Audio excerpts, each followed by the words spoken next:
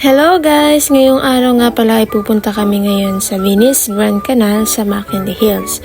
So dumaan lang kami dito sa Mega Mall kasi syempre gutom na kami kasi tanghali na nito eh. Wala pa kaming kain. So dumaan muna kami dito sa Mega Mall para kumain. Ayan. Wow. Sarap, 'di ba? Kumain kami dito sa may beef bowl. So napakasarap nito guys. I-try nyo rin siya. Japanese restaurant. Pagkatapos nga namin kumain ay nilakad lang namin itong papunta dito sa MRT. And ang baba na namin syempre ay sa may Guadalupe Station.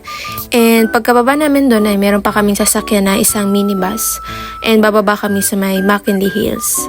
So first time ko nga palang matry itong MRT. So good luck sa akin. Nakababa na nga kami sa McKinley Hills at bali lakarin na lang namin ito papasok dito sa may Venice Grand Canal. Bali ano lang siya, walking in distance lang siya. Pero kung may pera naman kayo, pwede na kayo mag-grab.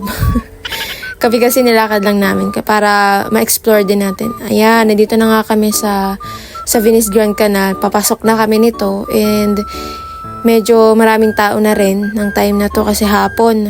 Pero pag pumunta kayo dito ng mga 5 p.m. onwards, expect nyo na crowded na siya. Marami ng tao. Kasi syempre hindi na mainit. Puntahan ng mga tao niyan.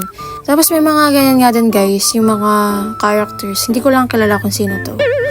Tapos may mga Iron Man din, marami dyan pagpasok mo sa loob. Papasok na nga kami sa loob at ikutin lang namin ito. Medyo crowded na nga sa part dito. Siguro guys kung umaga kayo pupunta, wala pa ganong tao nun. Pwede nga rin kayo magbangkad dito guys, ikutin nyo yung buong Grand Canal. Syempre may bayad yan.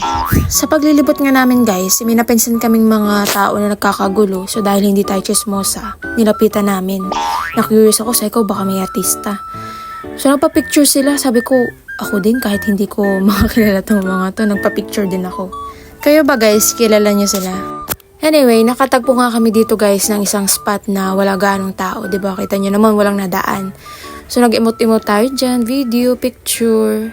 And syempre sa paglibot namin ay nagutom kami, so kumain lang kami dito sa may McDo. And pagkatapos nga namin kumain ay bumaba lang kami at pumunta kami dito sa food court yata or parang park.